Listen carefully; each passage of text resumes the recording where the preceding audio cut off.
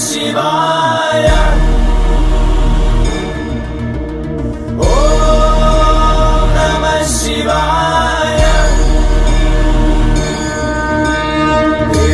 सेव्यमान पावनाङ्घ्रि पङ्कजं व्यालयज्ञसूत्रमिन्दुशेखरं कृपाकरं नारदादियोगि वृन्दवन्दितं दिगम्बरं काशिकापुराधिनाथ कालभैरवं भजे